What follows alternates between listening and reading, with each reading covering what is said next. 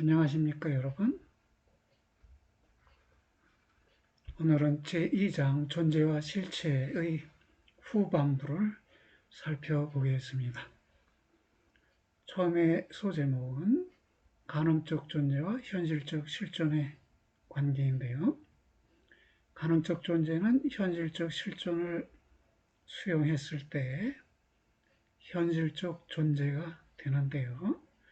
이 현실적 존재일 때 여전히 실존을 필요로 하는가, 필요로 하지 않는가, 그것이 하나의 논점이 될 수 있는데요. 아베로에스나 브라반트의 시거, 오늘 다루는 주된 인물이 브라반트의 시거라는 사람인데요. 그 사람은 현실적 존재는 실존을 필요로 하지 않는다. 따라서 현실적 존재 내에서 실존을 구별해 내려는 노력도 불필요하다. 이런 입장을 갖고 있습니다. 이 아베로에스는 철학에서 실존을 제거하려고 노력했고요. 다시 말해 현실적 존재에서 실존을 제거하려고 노력했는데 그럼에도 가능적 존재들과 이들의 현실적 실존과의 관계라는 문제를 설명해 내야 하는데 즉 결국 현실화된 가능자들, 그러면 현실적 존재들이죠. 이들의 존재는 현실적으로 그것이 단순히 한 가능자였을 때 존재와 같을 수가 없다. 이러한 제한된 형식 하에서는 적어도 실존의 문제가 제거될 수 없다. 즉 현실적 존재 속에는 실존이 들어와 있는 것이죠. 그리고 실존이 일정한 기능을 할 수 있단 말이에요. 그래서 이 실존이 그럼 현실적 존재에 대해서 어떤 기능을 하느냐라고 물어질 수 있는데 그런 물음을 사이비 문제라고 보고 깊게 논의하지는 않네요. 다음 쪽으로 가세요.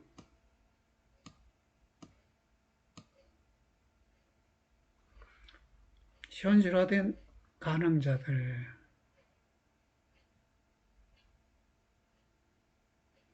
어디 있어요? 현실화된 가능자들은 신으로부터는 필연적인 것이고 더 이상 가능적인 것이 아니죠. 그럼 어떤 의미에서 그것이 가능적으로 남아있다고 말할 수 있는가? 아비첸나의 대답은 그러한 존재는 그 자체에 있어서 가능적으로 남아있다는 것입니다. 현실화된 가능자로서 현실적 존재이긴 하지만 그 현실적 존재를 자체의 측면에서 본다면 가능자라고 말할 수 있다는 것입니다. 그런데 아베로스 입장에서 보면은 이미 현실화된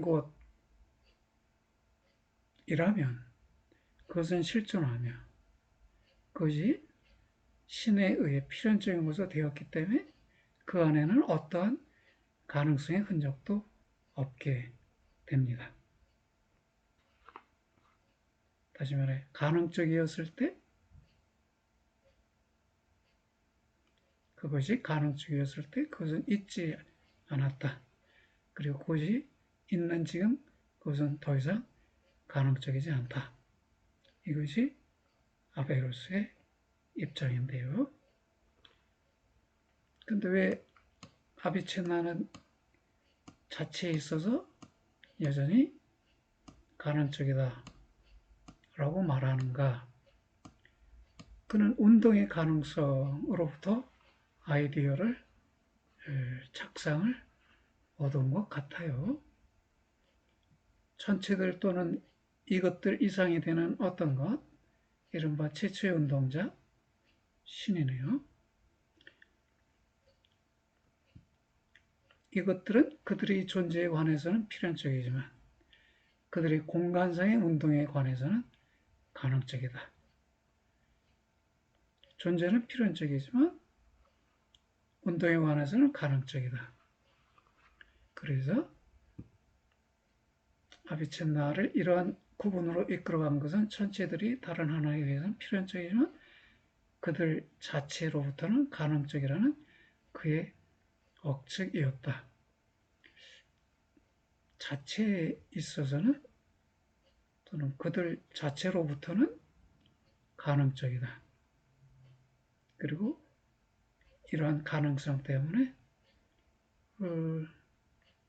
전체와 최초의 운동자가 운동을 한다. 이런 얘기네요. 어떻게 된 건가요? 그러면 자체에 있어서 가능적이라는 억측의 토대를 두고 천체들도 운동에 있어서 가능적이다. 최초의 운동자도 운동에 있어서 가능적이다.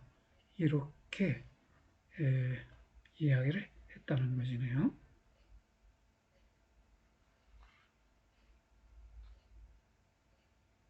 아베로이스는 아비첸나에 대한 비판을 완성시키기 위해서 그 자체로부터 가능적인 것의 실존을 설명하기 위해서 아비첸나에 요구된 원인과 세계의 창조를 설명하기 위해 종교에 요구된 실존의 원인을 동일화해야만 했고, 그래서 그렇게 했다. 아비찬네에 의해 요구된 원인에는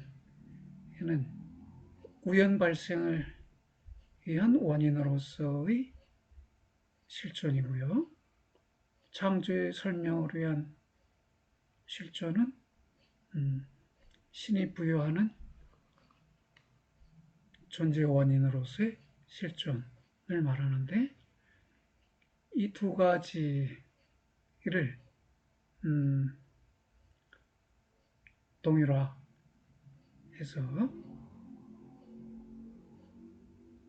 아비첸에 대한 비판을 완성하려고 했다는 것입니다.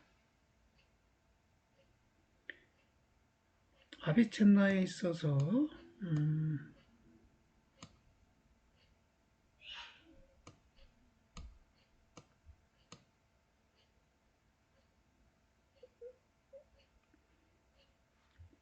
어디 부분인가요? 아비첸나가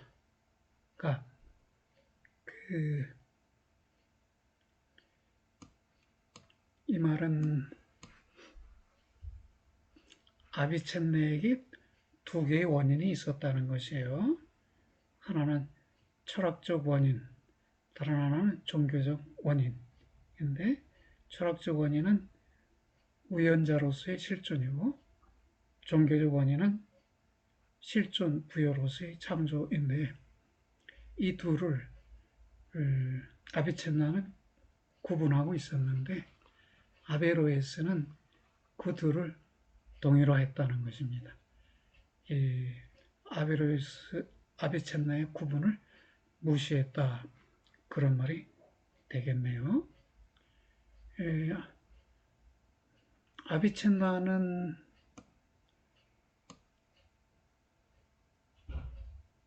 종교에 요구된 실존의 원인, 즉 실존 부여로서의 창조에 대해서 좀 남다른 견해를 갖고 있는데요. 아비첸나는 그의 신을 의지행위로 세계를 창조한 분으로 생각하지 않고 세계는 가지적 필연성의 법칙을 따라서 신의 본래적인 필연성으로부터 흘러나온다. 이렇게 봤어요. 그럼 아비첸나의 교설 속에서 어떠한 참된 창조도 없는 것이네요. 그러면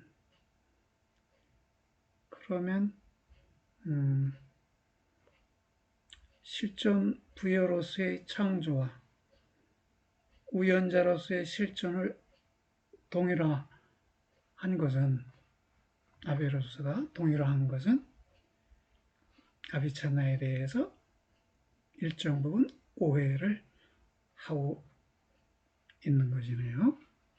오해의 토대를 두고 행해진 비판이겠네요.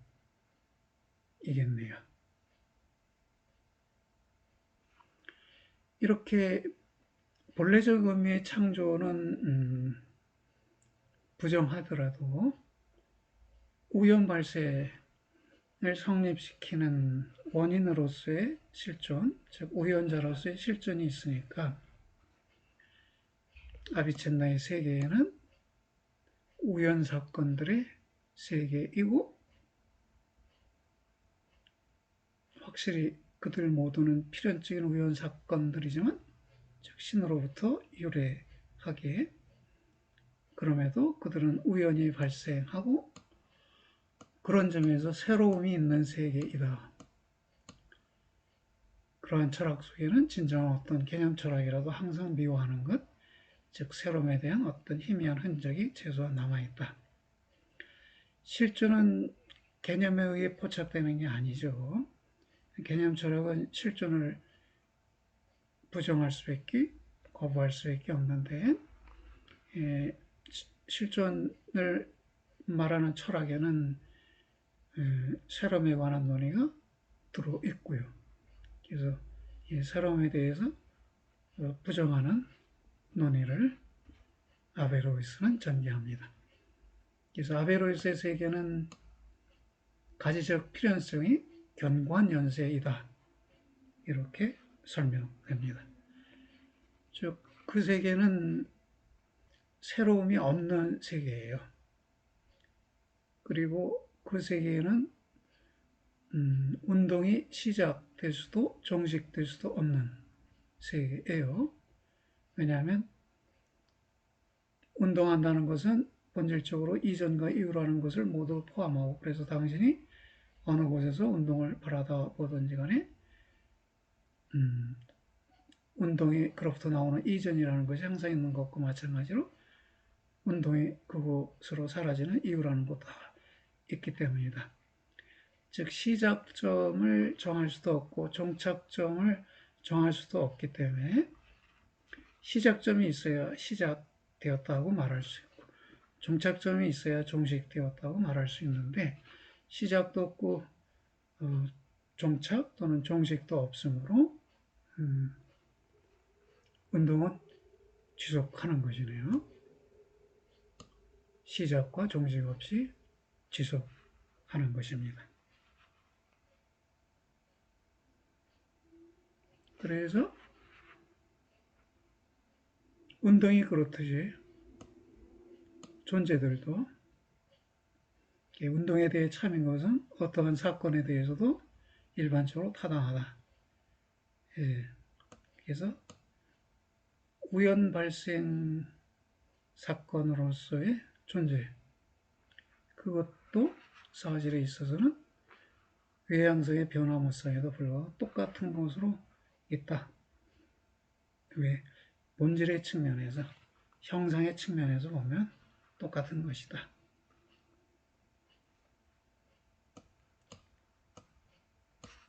그러고요.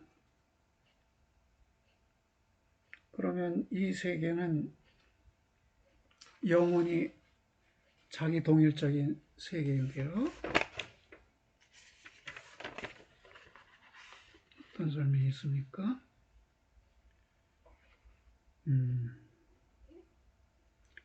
새로움에 전적으로 맞서는 증거로서 세계는 영원히 있는 그대로 머문다. 그러면 발생과 소멸은 특이한 종류의 운동이다. 종적인 형상을 지속시키기 위한 운동입니다. 그래서 특이한 종류의 운동이라고 했고요. 그러면 세계는 그것인 바에 무엇으로 항상 있어 왔다. 즉 세계의 형상은 항상 있어 왔고 인간성도 그것인 바에 무엇으로 이거는 인류라고 해야 하나요? 인류도 그것인 바에 무엇으로 즉 인간의 형상도 항상 있어 왔고 인간 지식의 본질도 항상 있어 왔고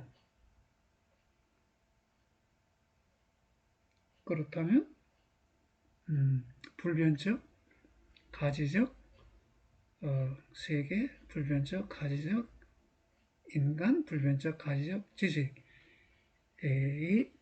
영속하여 왔다는 것이네요. 그런데도 왜 어떤 사람은 세계 또는 세계에 대해, 인간에 대해, 지식에 대해 또는 종적 형상들에 대해서 더 잘 알고 어떤 사람은 덜 아느냐 그랬더니요. 인간 영혼들 간의 지성적 차이 때문에 그렇다. 그리고 이 지성적 차이는 가지적 형상들을 수용하는 영혼들 각자의 신체의 개별적 능력만을 그 원인으로 하고 있기 때문이다. 즉 신체에 깃들어 있는 지성이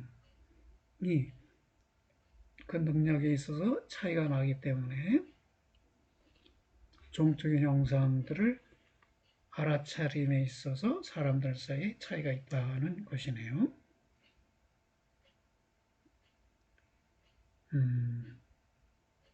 그리고 진선미라는 것이 있는데요.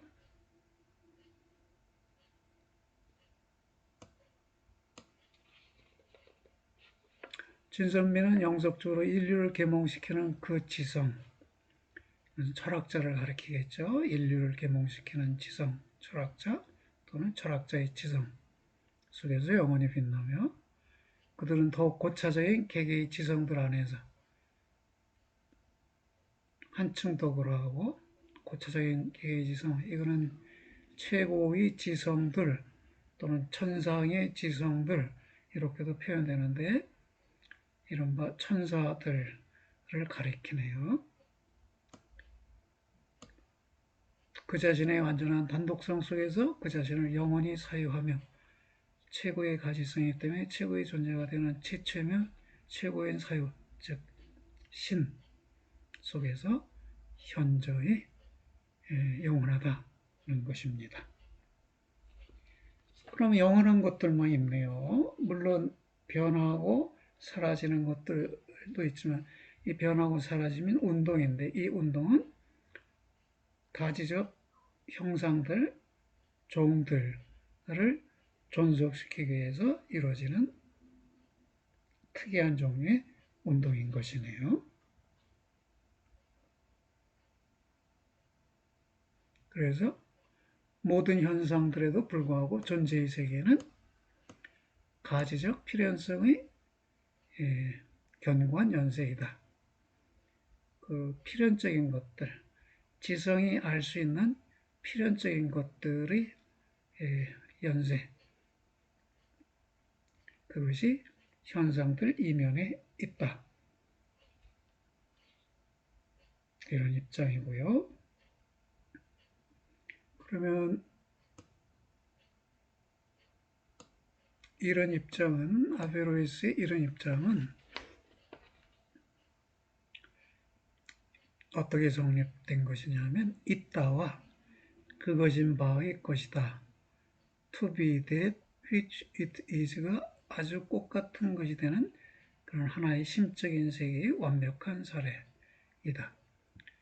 To be 있다라는 것이 to be what 무엇이다 라는 것이 되는 세계, 그런 세계를 아베로에스의 세계가 보여주고 있다는 것입니다. 이 아베로에스는 아랍인인데요.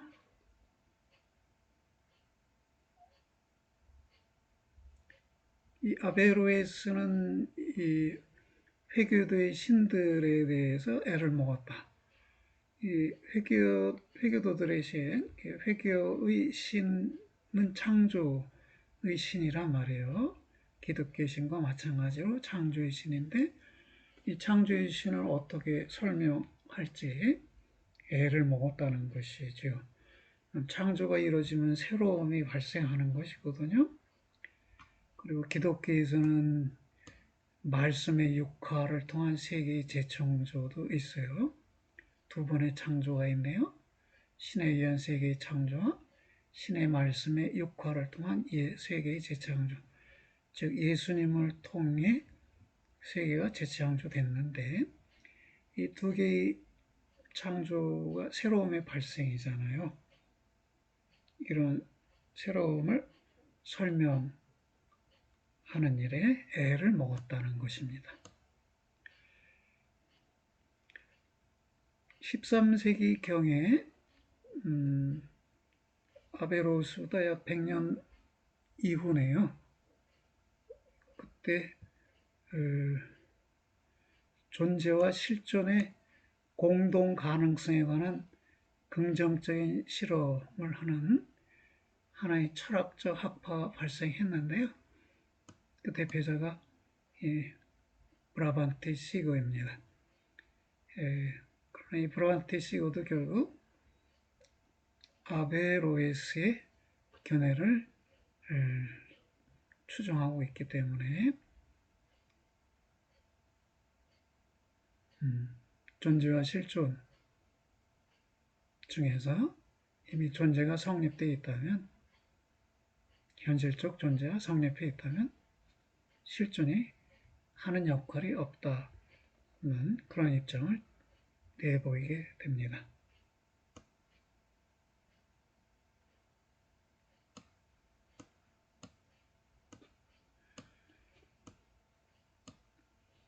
이 브라반테 시거는 신학을 공부하게 나이가 많은 학생들이 철학을 가르치는 교수였는데요. 인문학 마스터였다고 하고요. 그래서 박식했어요. 많은 책들을 읽었는데 그 중에서 그는 아랍인 중에 아비첸나, 기독교인 중에 알베르투스, 마그누스 및 토마스 아퀴나스 같은 사람들의 책도 읽었어요. 아베로에스는 토마스 아퀴나스보다 이전 사람이었어요. 그래서 토마스 아퀴나스의 견해에 대해서 비판을 전개할 수 없었는데, 그러나 브라반트는 토마스 이후의 사람이기 때문에 알베르투스와 토마스에 대해서 어떤 비판적 견해를 제시하게 됩니다.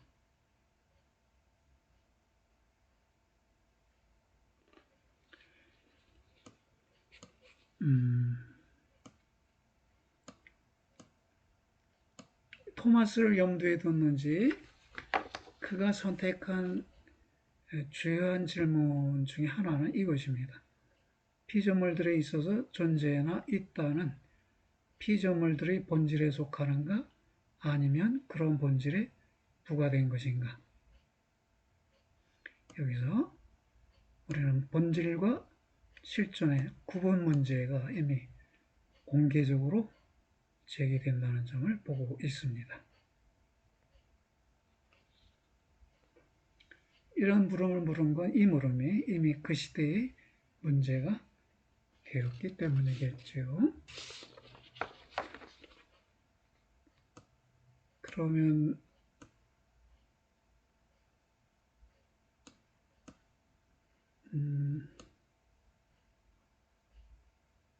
너무 많이 내려왔네요.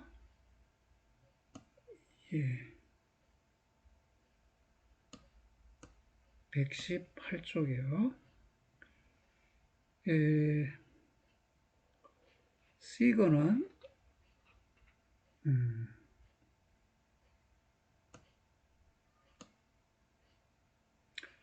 만약 실존과 본질을 동일화하기를 원한다면 이 말은 본질 속에 실존을 흡수시켜 버리는 것이죠. 해서 동의로 하는 것인데, 그러면 아베로에스로 하여금 아비첸나와 맞서는 역할을 시키는 것만으로는 충분치 않고 토마스 아퀴나스의 맞서는 역할을 시켜야만 할 것이다. 그랬네요. 실제 그렇게 맞세우게 됩니다.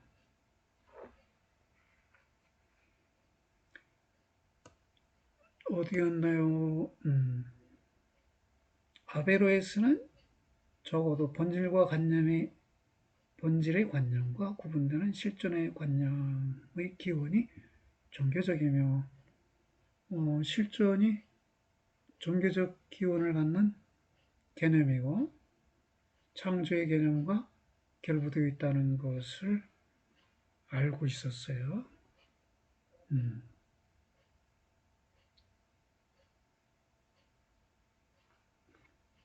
그런데 그렇다면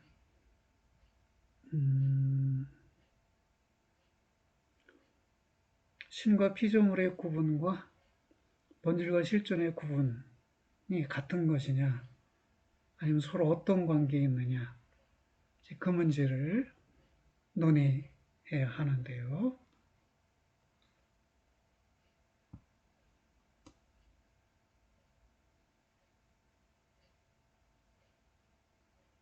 우선 신학자들의 입장을 보면 기독교 신학자들은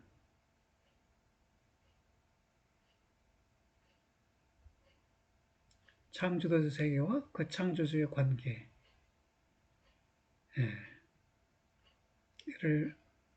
표현하기 원할 때 피조물들이 스스로 실존하지 않고 실존을 신에 힘입고 있다고 말합니다.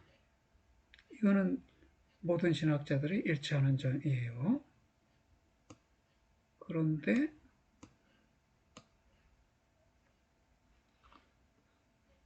이런 일치 속에는 어떤 혼동의 근원이 되는 그 신도가 있어요. 즉 신과 피조물의 구분이 본질과 실존의 구분과 같은 것이냐 아니냐 하는 것, 같은 것으로 보면 혼돈이 들어있다는 것입니다.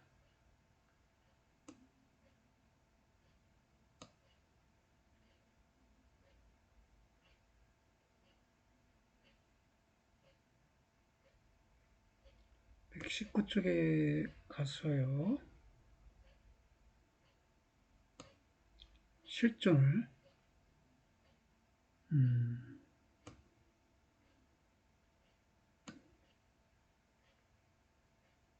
수반한다. 여기요. 간단히 말해 피조물들과 그들의 창조주 간의 구분은 피조물들 자체 내에서는 이들의 실존과 이들의 존재인 본질 사이의 구분을 수반한다.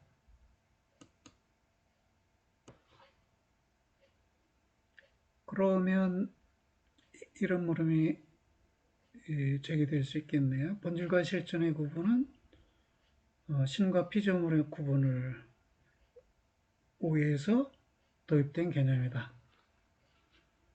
아니다. 신과 피조물의 구분의 결과로 본질과 실존의 구분이 생겨난다. 아니다.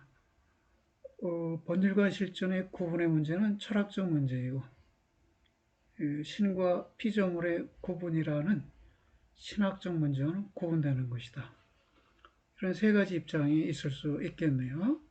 이 세 번째 입장이 토마스의 입장이고요. 다른 사람들은 이 첫 번째 신과 피조물의 구분과 본질과 실존 사이의 구분을 혼동했다는 것입니다.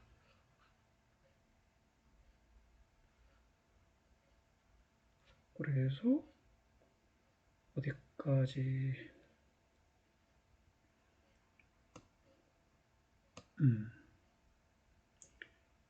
이 중세의 모든 신학자들과 철학자들은 신과 피조물의 존재 사이에 있는 구분을 알았어요. 그렇다면 본질과 실존의 구분을 반드시 가르쳤느냐? 안 가르쳤어요. 가르친 사람도 있고 안 가르친 사람도 있어요. 그러니까 전자로부터 후자가 필연적으로 도출되는 건 아니네요. 또 전자를 설명하기 위해서 후자가 필연적으로 요청되는 것도 아닐 겁니다. 여기 보니까 본질과 실존 간의 구분의 문제는 전적으로 상이한 문제이다. 즉 신과 피조물 사이의 구분의 문제와는 전적으로 상이하다. 왜? 여하튼 이 문제는 순수한 철학적 문제이고, 자, 중요한 말인데요. 창조된 한 존재 내에서 그것이 창조된 후에 그리고 그것이 있는 동안에 그 덕분에 피조물이 있게 되는 그런 판명한 현실을 피조물의 탓으로 돌릴 수 있는 이유가 있는지, 이유가 있다 라고 본거에 토마스가 아퀴나스예요. 근데 돌릴 수 있는가라는 이 물음 자체를 묻질 못했어요. 다른 철학자들은. 그래서 브라반테 시거도 이제 철학적 문제를, 철학적 구분의 문제를 신학적 구분의 문제와 혼동하게 되는데요.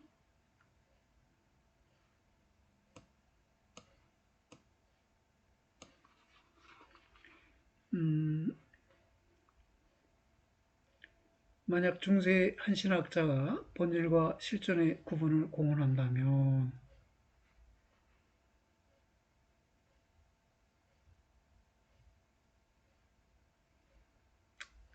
그는 그 구분 안에서 신과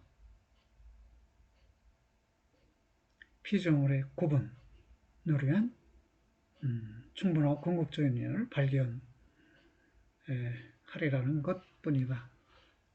제가 아까 말한 철학적 물음에 대한 답변, 즉 창조된 이후에 피조물이 스스로 자기 힘으로 존속할 수 있는가라는 물음과 결부시켜 본질과 실존의 구 문제를 다루지 못했다는 것입니다. 그리고 많은 사람들이 상이한 존재 형이상을 주장하는 사람들은 그들의 임의대로 신을 피조물로부터 구분하는 많은 다른 방식들을 발견해요. 그러니까 본질과 실존의 구분이 신과 피조물의 구분을 위한 필요 조건이 되는 것은 아니라는 것입니다.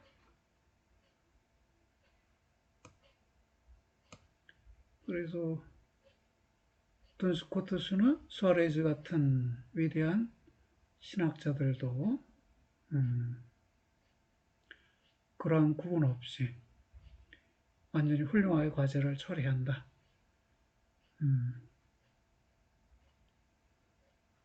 신학적 과제를 처리한다는 거죠. 본질과 실존의 구분 없이도.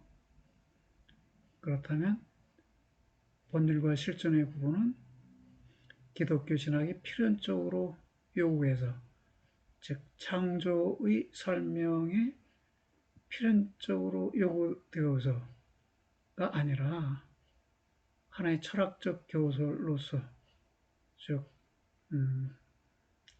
창조된 존재가 자립적 힘으로 존재할 수 있는가를 설명하는 장치로서 본질과 실존의 구분이 요구되었다는 점을 지금 저자가 설명하고 있는데요.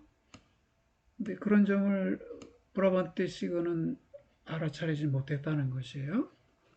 그래서 본질과 실존의 구분이 신학적 기원을 갖는 설명이다 그랬어요. 철학적 기원이 아니고 신학적 기원을 갖는다. 왜 그랬느냐 하는 것이죠. 120쪽에 가서요.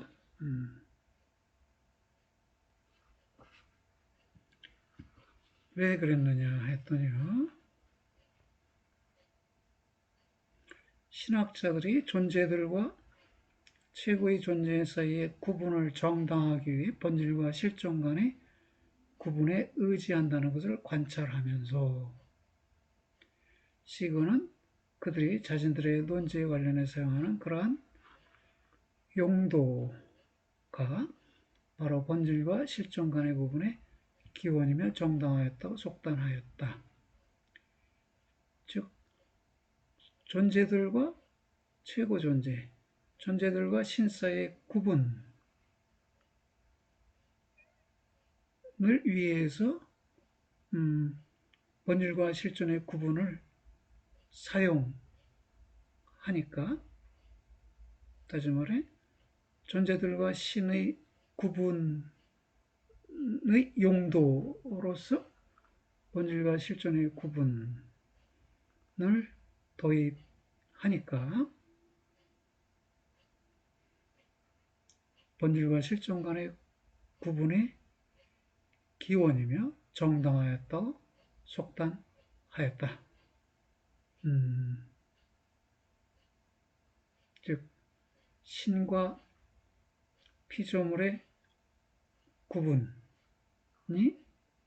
본질과 실존 간의 구분의 기원이며 정당하였다고 보았다는 것이네요. 네, 여기서는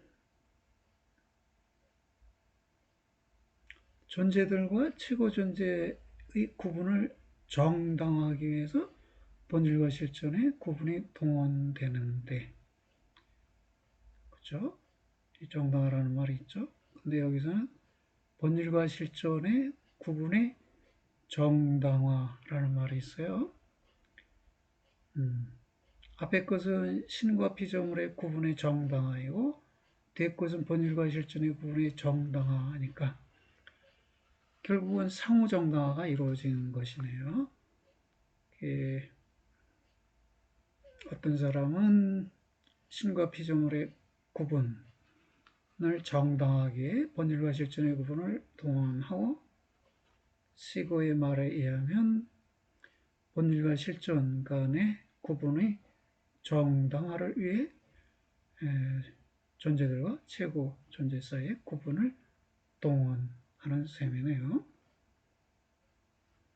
네.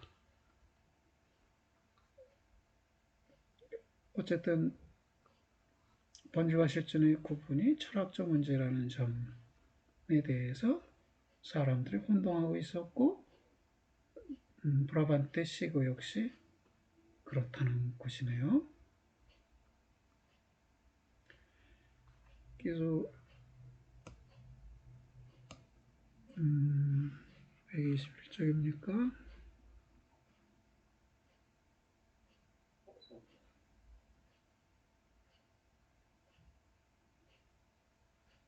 네. 넘어가면 이제 알베르투스에 관해서 브라반트가 하는 말입니다. 있다는 것은 본질에 부과된 어떤 것이다. 이것은 알베르투스의 주석에 들어있는 그 자신의 의견이다. 그의 논거는 원인론의 이유, 즉 사물들은 그들의 존재를 그들의 제일 원리로부터 갖는다는 것이다. 이 표현을 통해서 그의 논거는 그랬어요. 그의 논거는 무엇을 위한 논거냐 하면 본질과 실존의 구분을 위한 알베르투스의 논거는 원인론의 이유, 즉 사물들이 존재를 제일 원리로부터 갖는다. 이 말은 피조물과 신이 구분된다는 거죠. 그러니까 피조물과 신의 구분을 본질과 실존의 구분의 논거로 삼았다고 브라반트는 설명하고 있는 것이에요. 그런데 저자가 보기에 알베르투스가 피조물의 번역과 실존의 구분을 가르쳤는지 여부는 알 수 없다. 자기로서는 알지 못하겠다. 그 얘기고요.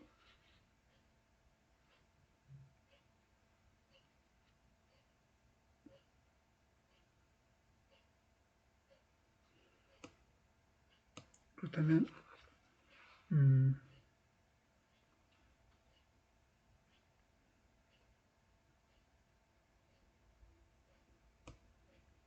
브라반테가 정확하진 않다는 것이고요.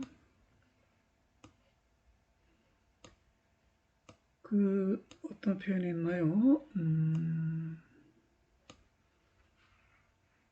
이성적 구분 여기 나타났네요.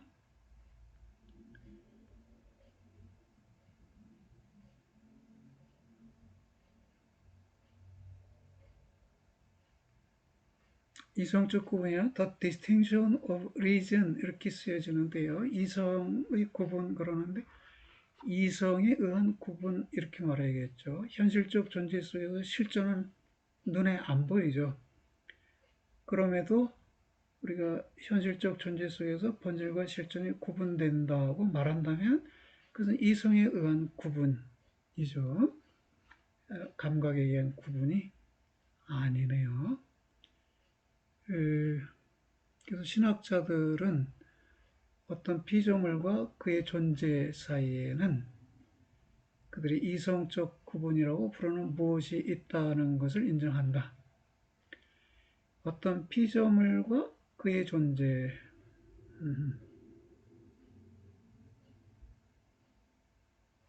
위에서부터 읽을까요? 여기서 그를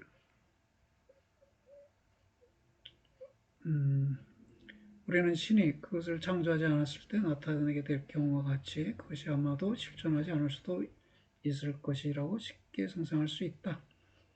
그 결과 실제로 모든 신학자들은 어떤 피조물과 그의 존재 사이에는 그들의 이성적 구분이라고 부르는 무엇이 있다는 것을 인정한다. 여기서 그는 피조물이 되겠네요. 피조물과 피조물의 존재. 피조물의 존재는 형상이네요. 그러면 형상과 진료의 복합체로서의 피조물과 형상 사이에 구분이 있는데 또는 실존과 본질의 복합체로서의 피조물과 형상 사이에 구분이 있는데 그런데 현실적인 것은 있고 그러나 그것은 자체 속에 그 자신의 실존에 대한 충분한 이유를 포함하지 않고 그래서 우리는 추상적으로 그것을 하나의 실존하지 않는 사물로 파악할 수 있다. 이러한 진술은 문제의 사물이 자신의 본질과 자신의 실존에 그 자체로 구성되어 있다는 것을 필연적으로 함축하지는 않는다. 그러니까 우리가 상상적으로 사물 속에서 본질을 추상해내는데 이런 추상작용이 가능하다고 해서 그것이 사물이 본질과 실존의 복합이다 라는 점을 함축하는 것은 아니다 라는 것이네요. 왜냐하면 그것은 단지 어떤 피조물과 창조주 사이에서 얻어지는 결과 원인의 관계를 표현할 뿐이다. 이 점이 제1원리가 모든 사물들에 있어서 이들 자신의 존재라고 원인론이 말할 때 그 원인론이 의미한 것이다. 즉 위에서 인용된 문장이요. 원인론의 이유 해놓고 사물들은 그들의 존재를 그들의 제1원리로부터 갖는다. 이 말의 의미는 신과 피조물의 구분을 가리킨다는 것이네요.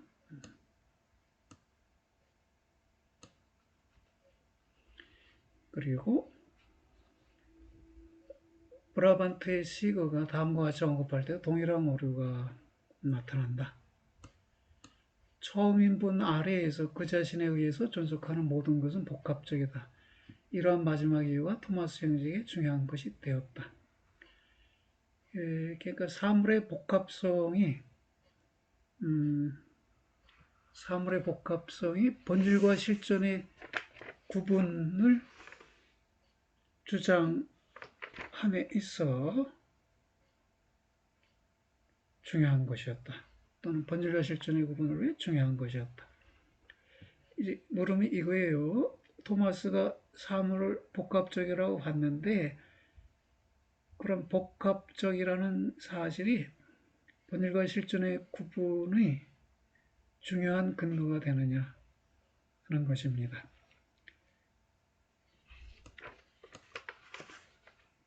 답변은 아니다라는 것인데요. 중요한 것이 되지 않았다. 이렇게 말했습니다.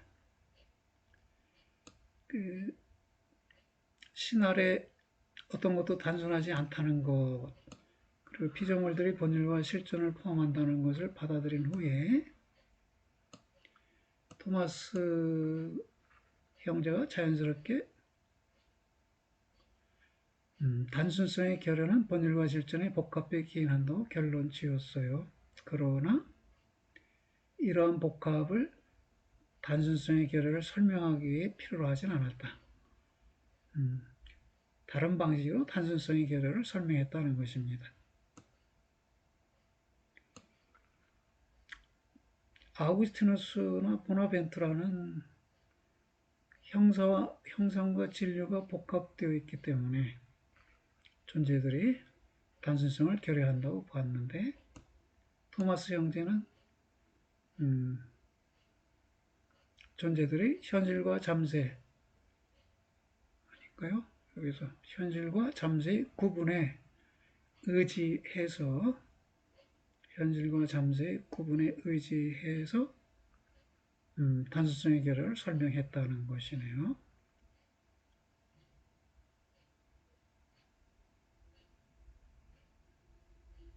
즉 시거가 본질과 실존의 구분에 의지하지 않고도 피조물 내의 단순성의 결여를 신의 완전한 단순성에 대립되는 것을 설명하는 일이 가능하다는 걸 증명했는데 시거 자신도 토마스 자신도 피조물 안에서 본질과 실존의 구분을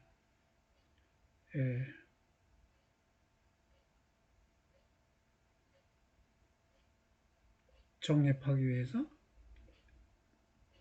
존재가 복합적이라는 사실에 의존하지는 않았다는 것입니다.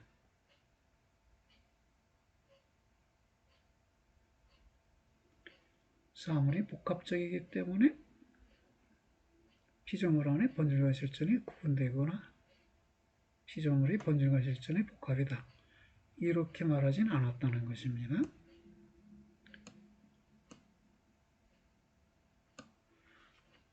그 다음에요. 피조물의 현실성, 형상의 현실성 그랬네요. 시거 자신은 사물의 단순성의 결을 어떻게 설명하는가요? 여기요. 어떻게 시거 자신은 신과 피조물 사이에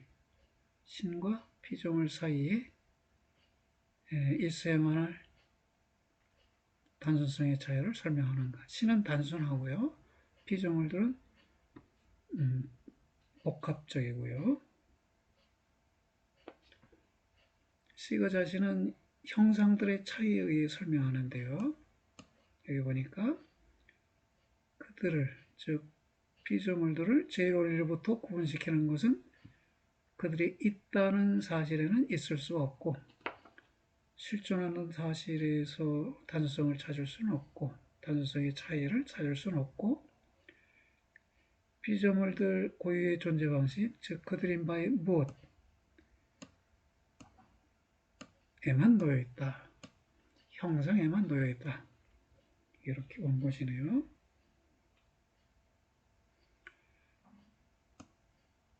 신은 처음 인분, 신은 순수 현실이에요. 순수하다는 건 진료가 없다는 것이고요. 순수하다, 진료가 섞이지 않았다는 것이고, 또 순수 현실 중에서도 최고의 현실이죠. 여하튼 순수 현실이면서 순수 형상이에요. 그래서 단순합니다. 반대로 그분 아래의 여타의 모든 것은 그분의 순수한 현실성이 단순한 분유이다. 순수한 현실성, 신의 순수한 현실성을 분유하고 있다. 그래서 자신들의 원인의 현실성을 많이 혹은 적게 분유하고 그 처음인분의 단순성이 많이 혹은 적게 접근하는 것에 따라 상이한 본질들을 갖게 된다. 바로 이런 상이한 본질 때문에, 즉 상이한 본질들이라는 건 진료를 많이 갖거나 적게 갖는 본질들이 되겠네요.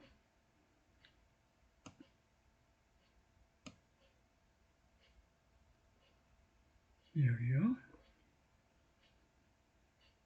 존재들은 존재의 순수 현실에 대한 그들이 다양한 관계 때문에 본질에 있어서 서로 다르다. 그런데 어떤 피조물이 현실에 있어서 결여하는 것은 현실에서 결여하는 단순성이죠. 이 단순성은 그의 잠재에 의해 정확하게 측량된다. 잠재가 진료에 해당해요. 진료에 정확하게 측정된다. 모든 피조물들 속에는 단순성의 결여가 있는데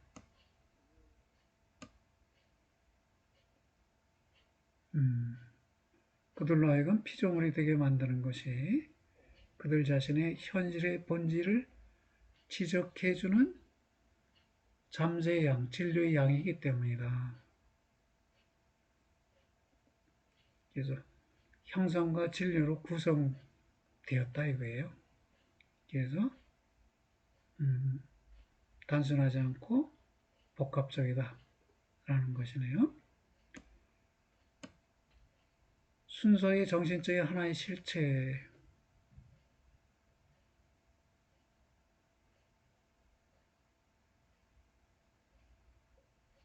이건데 기독교에서 말하는 천사라는 실체를 보면요.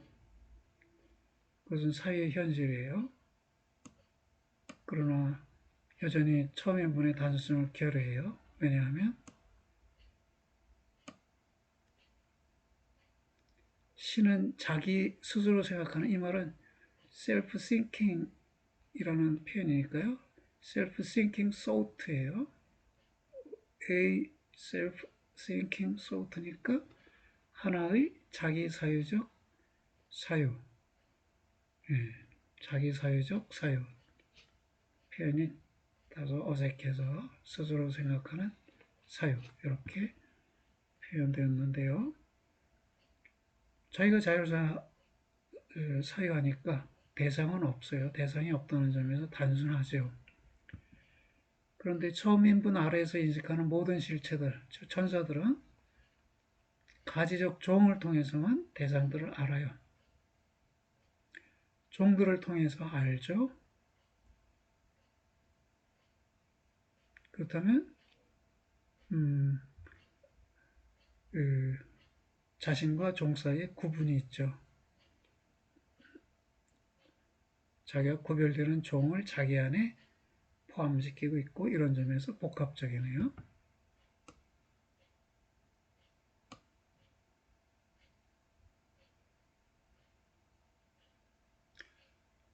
다시 말해 아리스토텔레스의 실체의 관념은 실존에 대해 낯설고, 그래서 실존은 창조된 존재에 관한 이러한 기술 안에, 즉 순수 현실로서의 신이나 또 순수 현실로서의 천사들에 대한 설명 속에서 실존은 아무 역할을 못하고 있네요.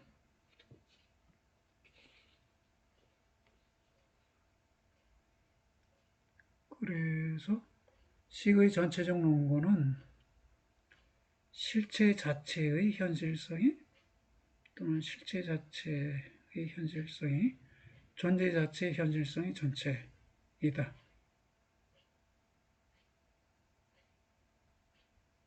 네.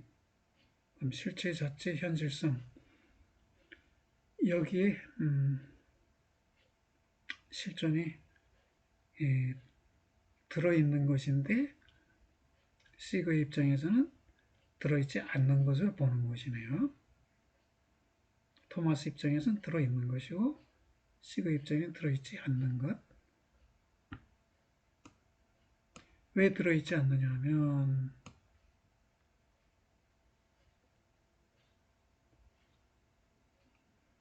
C의 입장에서는요. 어디 갔어요? 있다는 것이 실체이다라는 것이에요. 실체이다라는 것은